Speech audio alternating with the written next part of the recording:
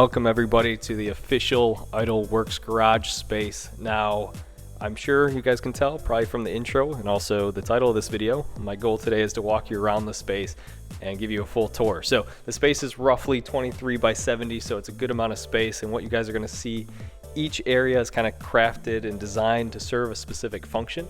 But again, I figured what better way to share this than through a YouTube video. So we'll kick it off with a pressure washer setup, kind of walk you through the sink, the showroom door, our workbench, the lounge, the showroom, and really just give you a full sense of the space. So let's dive right in.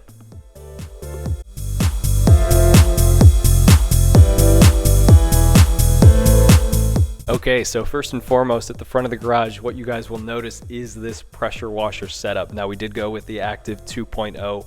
It is a phenomenal machine for the price point. I was looking at Crensla's and some of the other options, but they were just not cost effective. So we ran that up top, as well as a Cox hose reel and 100 feet of Cobra Jet high pressure hose. It works really well for this space and fills that reel up fully. To the left and the right, you'll notice the Mosmatic wand holder, as well as the Griot's foam cannon and holder. Those work really well. Then below that, just some Yeti buckets with the Obsessed Garage logos on it and dollies. So works really well. Hopefully you guys, if you have questions on that, let me know.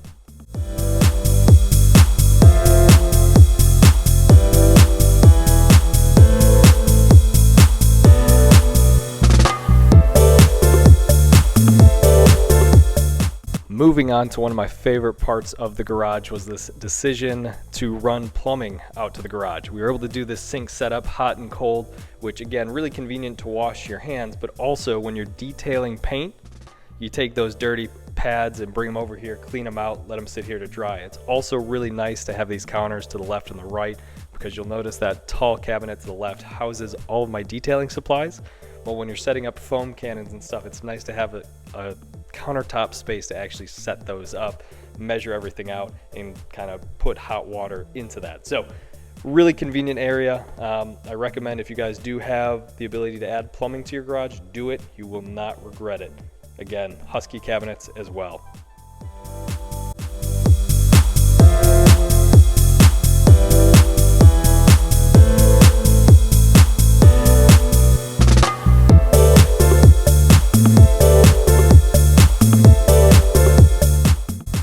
We're moving on to probably one of the most used spaces in the summer, our quote-unquote showroom door, and obviously the vintage fridge, which is fully stocked, which I'll show you in a second. But this showroom door, you'll notice along the top, there are two lights dedicated for this. So when all the lights are off in the garage and it's nighttime, it's cool to just have those on. I'll put a picture up here so you guys can see what that looks like.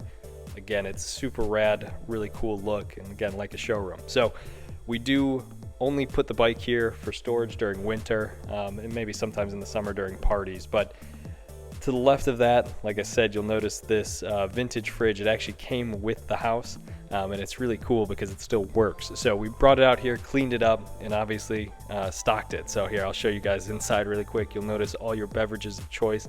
This thing is like a vault door, so as I close it here, it just rock solid as can be. But I wanted to make sure I showed you guys that because again, really cool touch of the garage.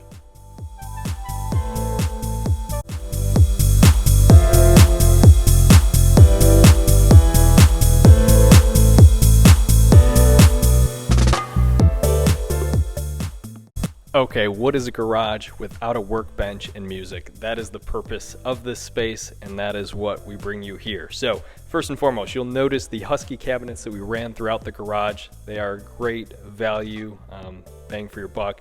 Highly recommend them if you are looking for cabinets. Now, we ran butcher block counters, sanded them down, stained them, and that's what you'll notice here, as well as to the left and the right of the sink earlier on in the tour. Now, along the top, you'll notice the LaSalle grills, but also, more importantly, the two JBL speakers that we decided to run paired with a Yamaha receiver. They work phenomenally well, and for the budget, you cannot beat it, so highly encourage it.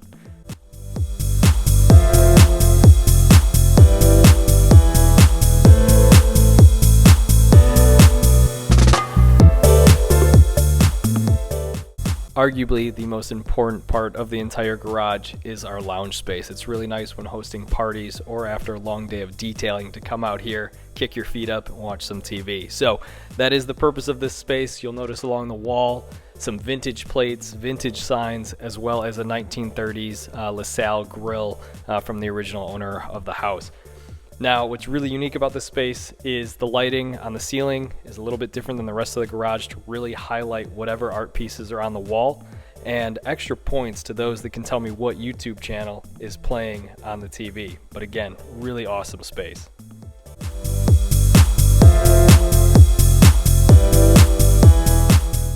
This is our showroom space. You'll notice the MV Agusta as well as my prized possession, my 2006 Mitsubishi Lancer Evolution MR. Now I've owned this for a little bit more than a decade and I've kind of built it over the years and it's finally gotten to a really good place. But along the walls you'll see the Super Street feature, the original window sticker as well as the original fenders, and for those keen onlookers, the original BBS wheels in the back corner.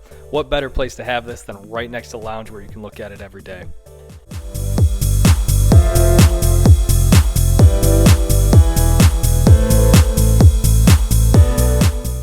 We've arrived at the final part of the garage tour, and really on this wall I just wanted to highlight the two Daikin systems. So often I'm asked, how do you keep it cool in the summer, warm in the winter? And these two systems do the job. They're super efficient electric units.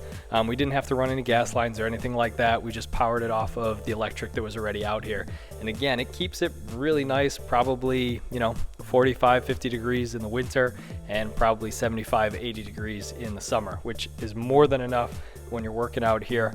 One other thing I didn't mention are the epoxy floors. I know a lot of people run Swiss tracks, but candidly, I probably wouldn't ever do anything different. From a cost saving standpoint, this just made the most sense. And then you'll also notice the whiskey barrel trash can as a final thing of note.